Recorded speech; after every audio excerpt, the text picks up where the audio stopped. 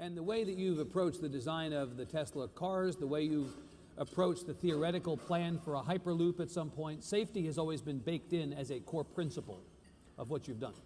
So it's consistent. Yeah, I think certainly, I think safety is really important. Right.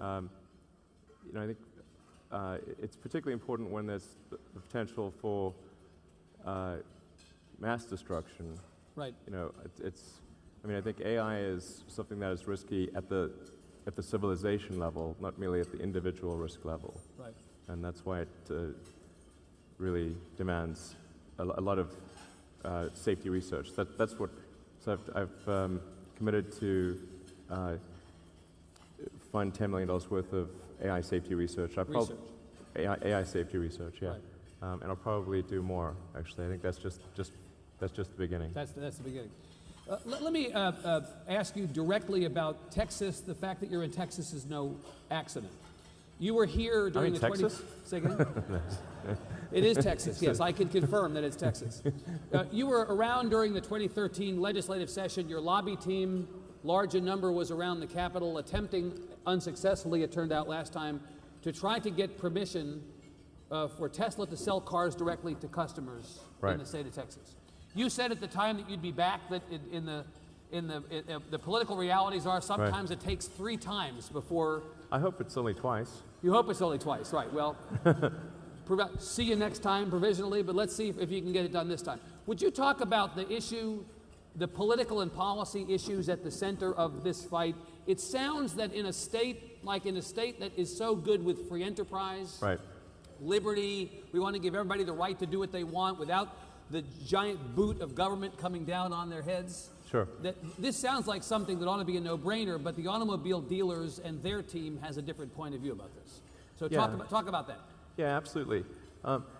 Really, all we're saying at Tesla is that we want to be able to sell our cars direct to consumers in Texas. Right. And I think this is actually directly in line with the ethos of Texas.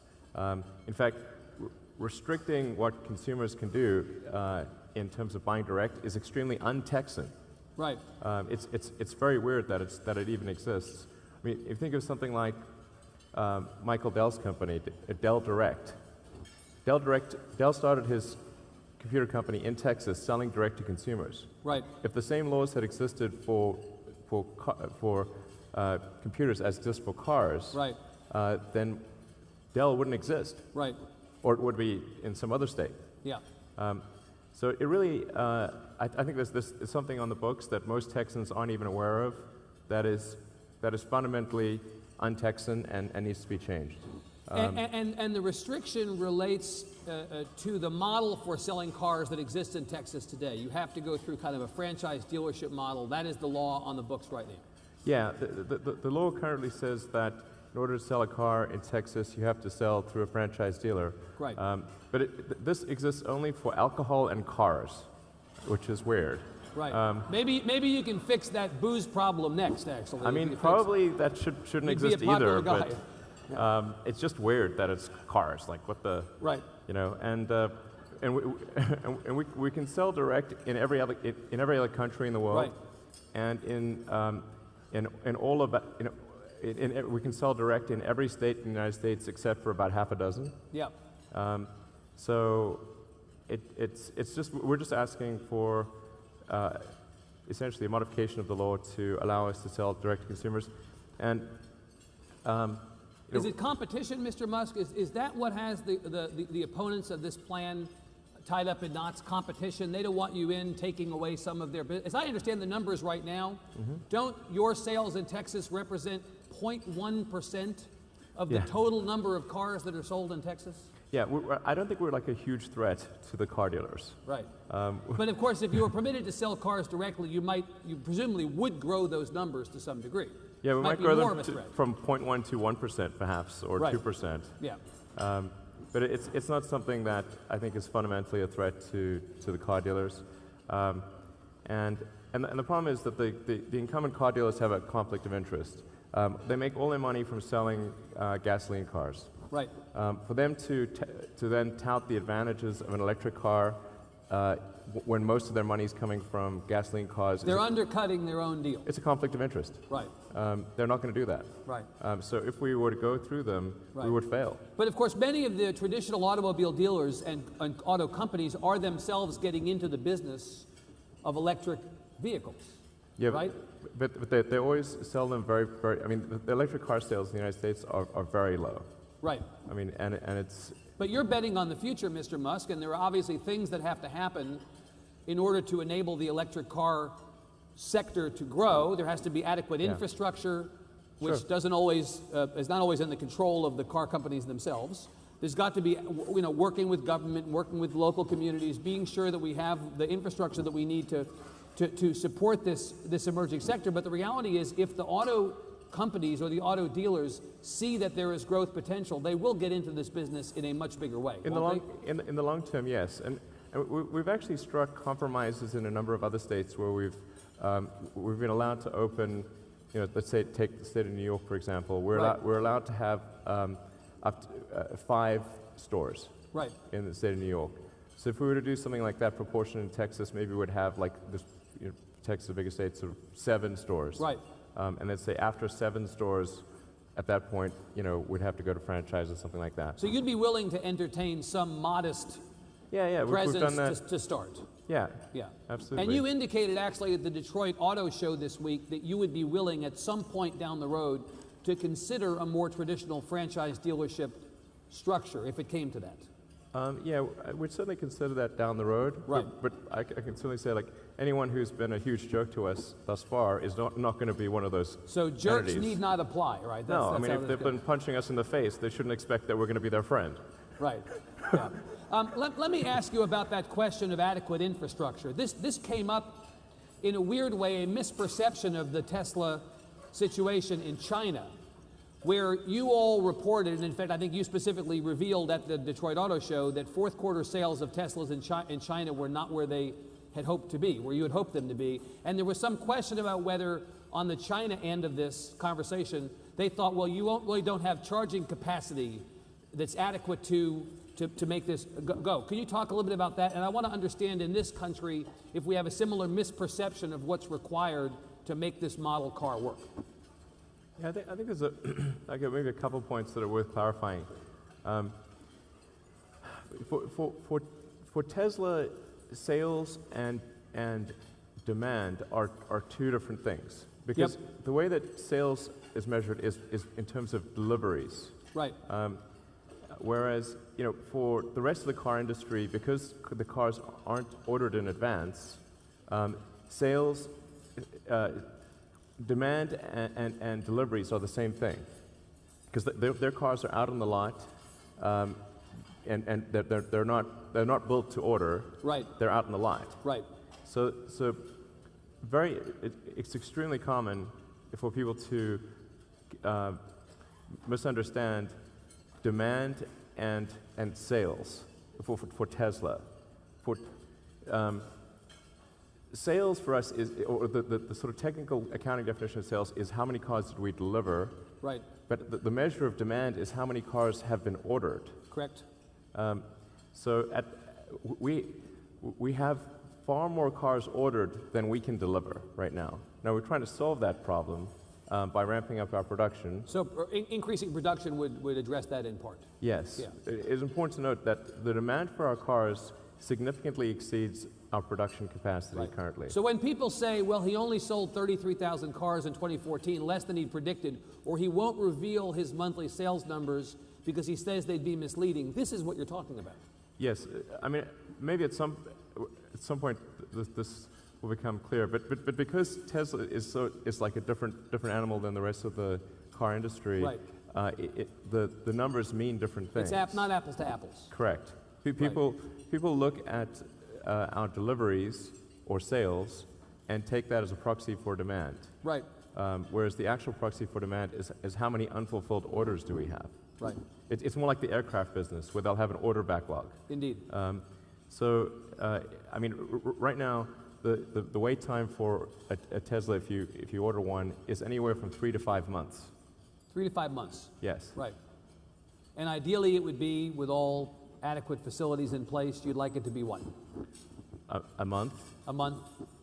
You know, or less. The goal is to cut it down. Goal is to cut it down. Yeah, if we can get it down to like low single-digit weeks, I think that's ideal. Right. Let me ask you about one aspect of this model and the cost of a car and where those dollars go that are of particular interest to Texas right now. We are engaged in an enormous conversation about funding of transportation. Well, people who buy gasoline-powered cars, in doing so, or use gasoline-powered cars, indirectly contribute to the state budget in ways that we really need. And in fact, we're constantly looking for more money for transportation, more money for... If you have an electric-powered as opposed to a gasoline-powered car, how will your customers contribute from a revenue standpoint to the Texas budget, to education, to roads? Sure. Where are you all going to put in your table stakes to contribute to the economy of Texas? Well, I mean, there's certainly no taxes on electricity generation. There's registration fees and that kind of thing. Right. But you're not paying gas taxes. Well, no. Drivers of your cars will not pay gas taxes, and therefore the revenues available to Texans through the state budget generated by gas taxes will not come from Tesla customers. I mean, gas taxes can be very high because the price of gas in Texas is real low. Right. Well, it is right now. Don't bum us out. It'll get back. It'll be okay. It'll be better. It's like super cheap. Right. But the point is, you don't think that electric car customers should have to figure out a way to contribute their share as gasoline car customers do through... Yeah, no, sure they should. I mean, maybe there should be, at some point, some increased tax on electric cars or something like that to match that of gasoline cars. And,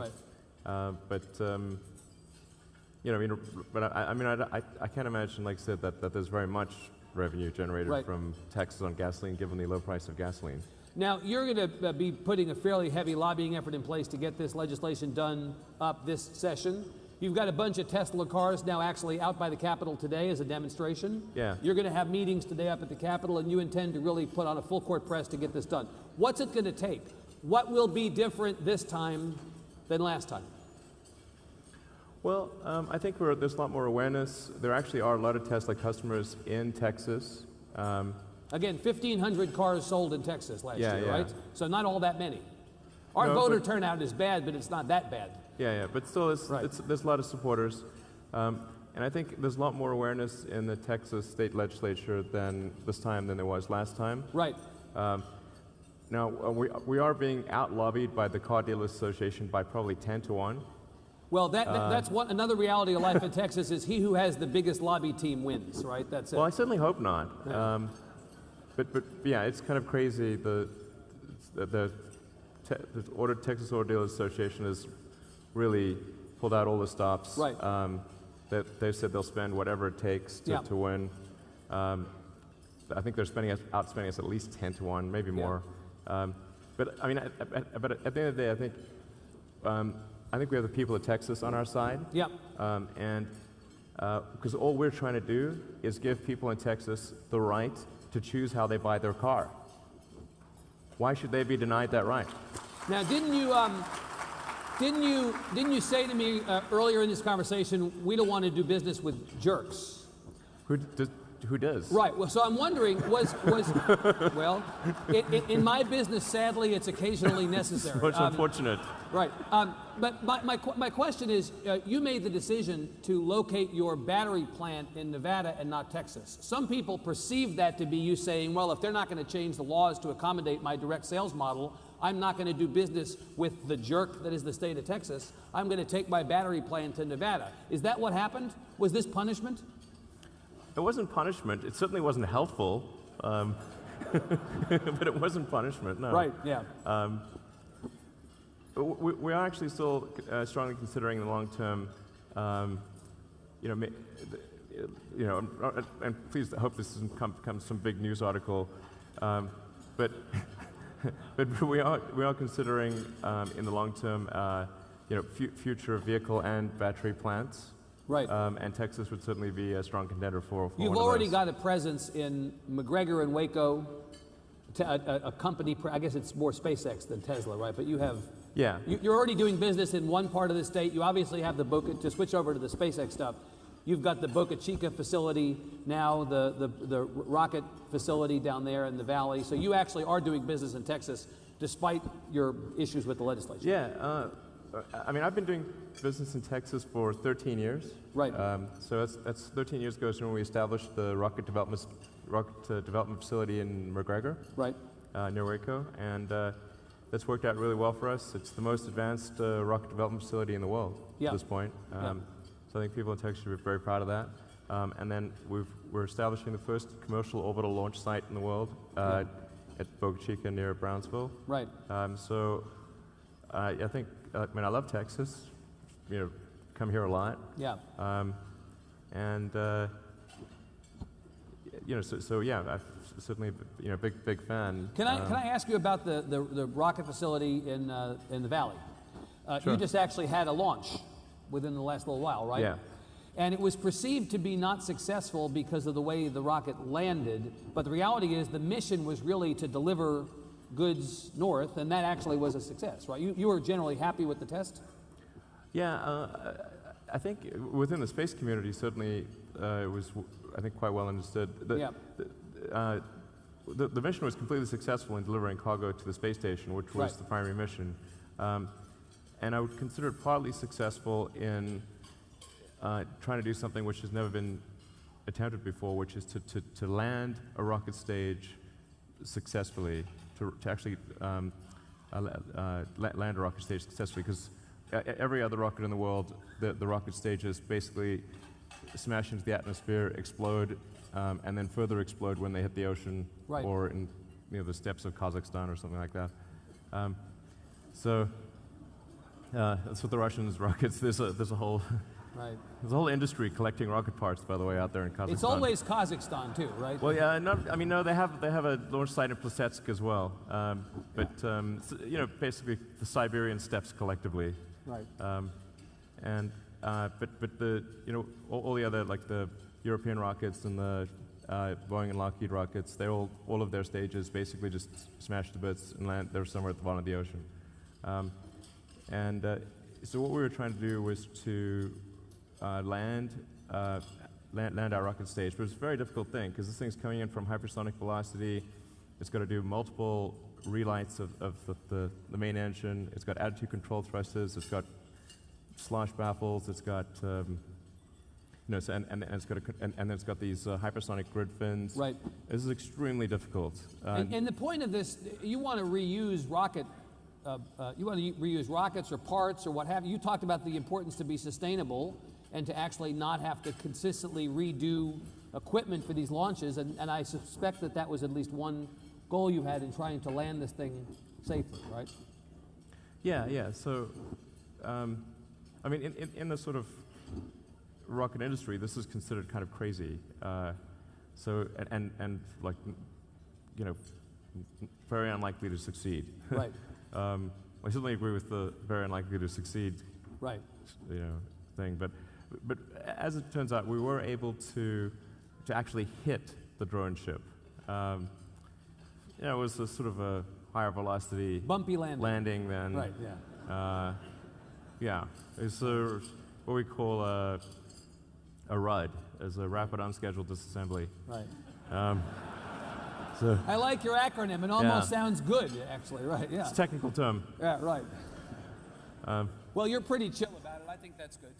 Yeah, but I think we've got a decent chance of landing it intact on one of the later missions this year. So. And you're going to try again soon, right? Yeah. In about 3 or 4 weeks, we've got another flight. Yeah. Good. So now this is actually, it's a tougher re-entry condition. Like it's coming in hotter and faster than the last flight. So so that does throw a little bit more of a, makes it a little trickier. Yeah. But we've got 50% more hydraulic fluid, which was we ran out of hydraulic fluid last time. So I think we shouldn't, we may fail the landing again, but hopefully for a different reason. But the point is, you're trying again. You're not particularly put off by the first result, and let's see what happens. I expected it to fail. You did. You expected it to fail. You went into it thinking it might fail. Yeah, no. I said I think we've got at best a 50% chance. Wow. And even that, I said I'm kind of making that up. You know. Yeah. It's like I don't really know. Yeah. Pretty good. Yeah. Good guess. We're going to have to go to questions, Mr. Musk, because we started a little late, and I've got some Twitter questions here that I'll be asking from the stage. But I want to ask you something as it relates to the Boca Chica facility. We are at the beginning of a legislative session, and there are many issues before people in this room. And one of them relates to business incentives, economic incentives offered to businesses to locate in Texas. This has been a hallmark of the Perry era, now about to end, as governor. He's been very successful in growing the economy, in part by luring businesses here, and there have been economic incentive funds that have done so. You received more than $15 million from the state and another $5 million from the city of Brownsville, or from a city organization. Yeah, we haven't actually received that money. Well, but it was offered to you. But the point is, it was offered to you, and there was a lot of discussion that incentives were offered to get you to come here at the time. How important were those incentives for you to come to Texas? The incoming Lieutenant Governor, Dan Patrick, said during his campaign that he thought we ought to get rid of all incentives, not mend them, end them. So what is your message to the Texas legislature as it relates to business incentives used to lure companies like SpaceX here? Well, I mean, I think the way to look at it is more like you're like a landlord, you know, or you're like and you're looking for anchor tenants, and you're making decisions. You're trying to make a decision of like, if we bring this company or this facility to Texas, is it going to be a net gain for the state, or is it not? Sometimes you'll be right about that, sometimes wrong. Right. It's important to structure any incentives such that it's a guaranteed win for the state. And in the case of the incentives for the Boca Chica facility, we have to repay those that money. If you don't meet certain stated benchmarks. Yes. Related to job creation. Yes. Economic impact. Yes. And all that. And a lot of them are directly tied. Directly tied. Like, so we create the job, but then we get on a per job basis. Would you have come in the absence of incentives?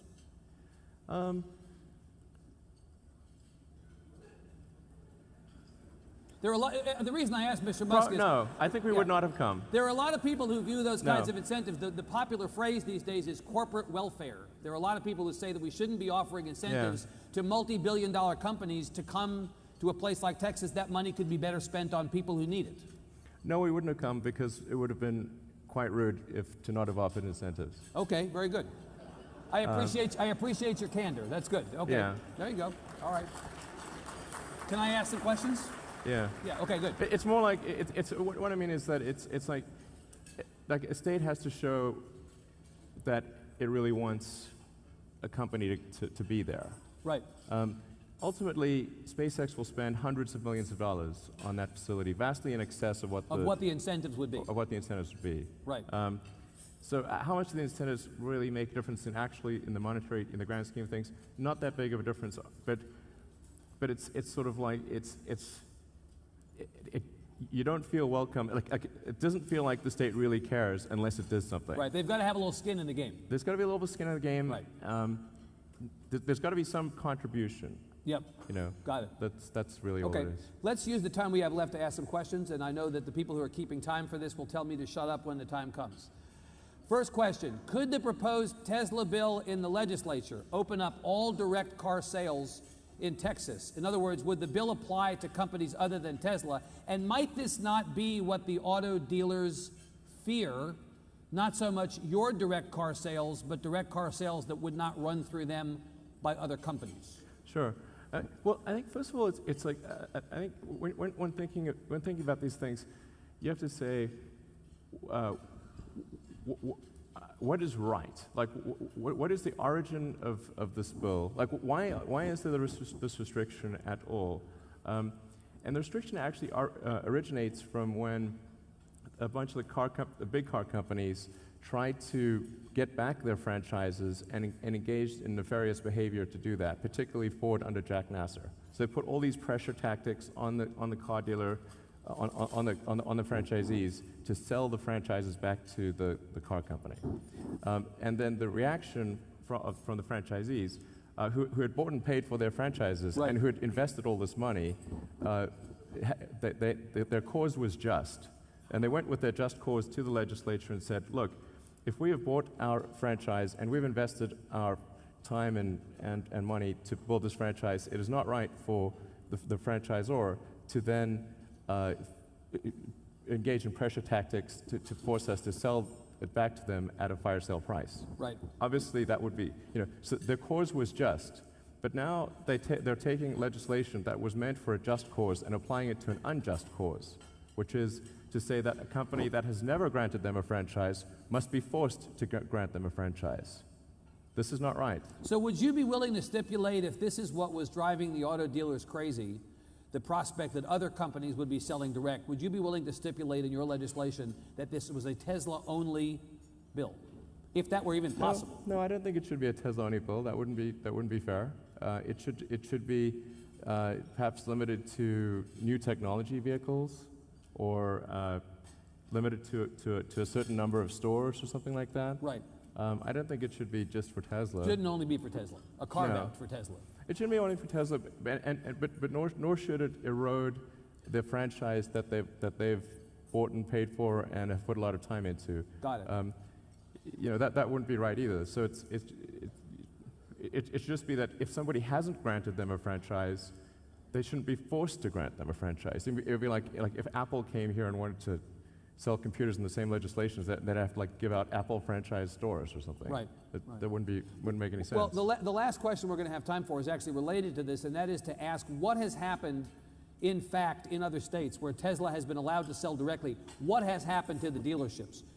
Are the predictions of doom here, have they been manifested in other places? No.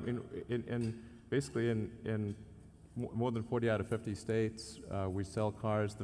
The dealers are doing fine. Nobody's, in trouble, or there's no terrible thing has happened to the dealers in any of the other states. And like I said, we currently sell in over 30 countries. Right. And these franchise restrictions don't exist in any of those countries, and the dealers are fine there too. And the dealers are actually fine. Yeah, absolutely. Okay. And there's plenty of examples where there are franchise restaurants and company-owned restaurants, or a mixture of franchise and company-owned. Like McDonald's has a mixture of company-owned, and they have a mixture and franchise stores. Yeah. It works fine. So I think it's a pretty reasonable thing to ask that if we want to sell direct, that we have the right to do so, and that like I said, that consumers in Texas have the right to choose how they want to buy their car. Right.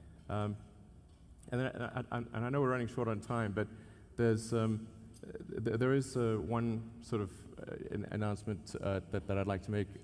Please make news. Go ahead. We'll make time. Since this is the transportation forum. Yes.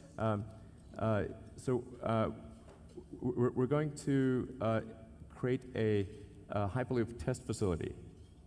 So I don't know if people have read about this sort of. It's kind of a new mode of transport. It's something that you rolled out on a white paper in 2013, right? Yeah. Yeah. Yeah. And it's a futuristic, that sometimes is negative, I don't mean it in that case, a futuristic way of going from point to point faster, safer, cheaper, immune to weather, earthquake resistant in the case of the California plan that was proposed. But it looks like a very futuristic way of doing this kind of travel. Yeah, so in order to kind of help things along, we're going to create a Hyperloop test track. You are? Yeah, so something that's maybe on the order of a kind of 5 mile loop. Please say it's going to be here. Texas is the leading candidate. It is? Yes. Is that right?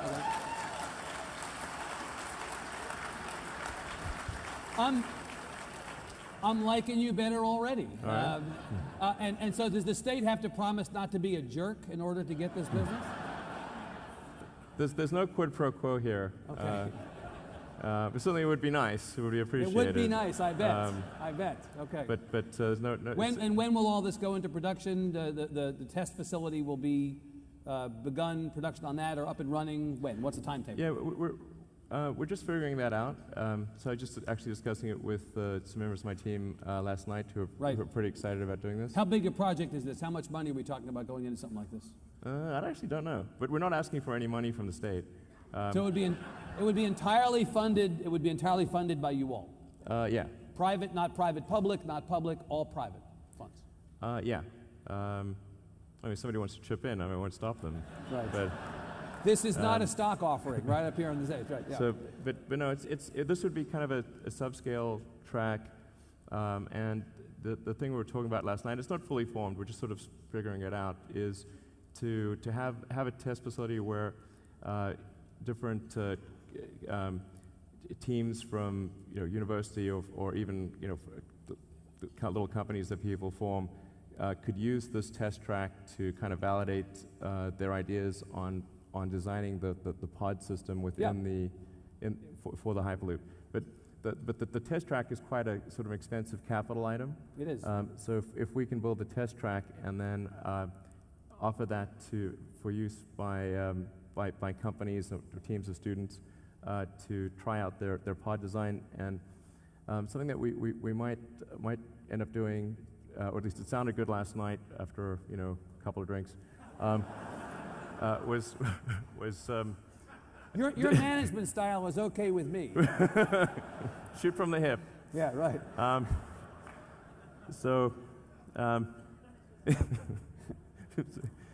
But there's this really awesome competition called Formula SAE, okay, where students, engineering students work together to design and build a race car, and then they race it at the end of the season, and then whoever builds the best race car kind of wins. Right, it's like an adult soapbox derby. Yeah, but it's pretty sophisticated. Yeah. But some of our best engineers have come from that program and really learned how to do great engineering as a result of that. And so I think it could be kind of fun to have some sort of Formula SAE thing for the Hyperloop. For the pods. Yeah, where people could compete, say, okay, who could make the pod go the fastest, and maybe compete on other dimensions. Pretty great. And I think that could be pretty fun. Yeah. So we're going to talk to the Formula SAE organizers and see if they think this would be good. And okay, well, and I'm just going to repeat what you said. Texas is the leading candidate to get this facility. Yeah. Yeah. Okay. All right. Well, that's a good place to. Let's get out of here before he changes his mind, right? Okay. Elon Musk, thank you very much. Thank you all very much. Thank you, Mr. Musk. I appreciate it. Very good. Okay. Great.